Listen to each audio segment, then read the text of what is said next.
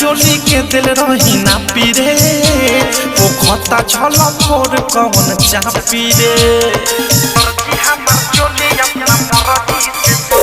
घर बढ़िया चोली के दिल रही ना पीरे वो खता छल फोर कौन चापी रे होखे नाही टाइट पहिरला पठिले बा होखे नाही टाइट पहिरला पठिले बा दर्जी हमार चोली अरे दर्जी हमार चोली अपना मर्जी से सिलेबा दर्जी हमार चोली अपना मर्जी से सिलेबा दर्जी हमार चोली अपना मर्जी से सिलेबा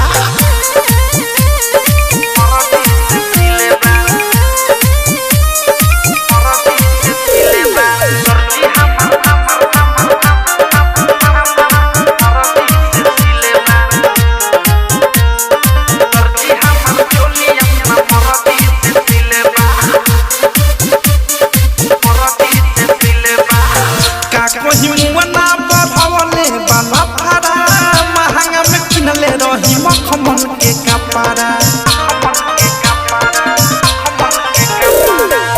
का कोहिमुआ ना बढ़वले बाला फरा महंगा में किनले रही मखमल के कपड़ा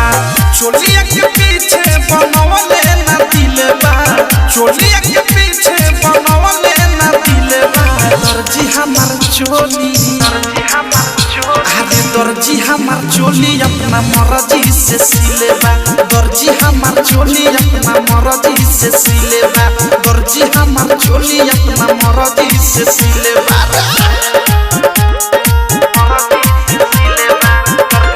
डायमंड रिकॉर्डिंग स्टूडियो छावला होत नहीं के फिटिंग चीटिंग कइले बा खूबे जब जब पेन हता नी लागता नी डूबे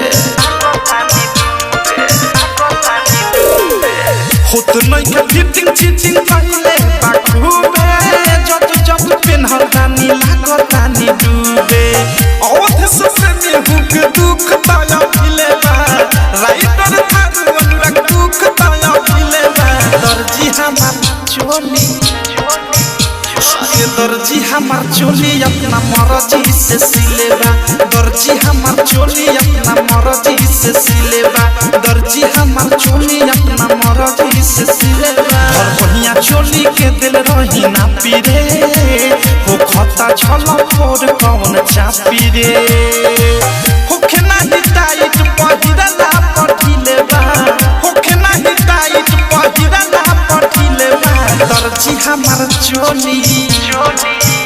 अरे दर्जी हमार चोली अपना मर्जी से सिलेबा दर्जी हमार चोली अपना मर्जी से सिलेबा दर्जी हमार चोली अपना मर्जी से सिलेबा आरसीएम म्यूजिक न्यू ऐप अभी डाउनलोड कीजिए हमारे गूगल प्ले स्टोर से और पाए भोजपुरी लोकगीतों का एक से बढ़कर एक ऑडियो वीडियो सॉन्ग बिल्कुल मुफ्त।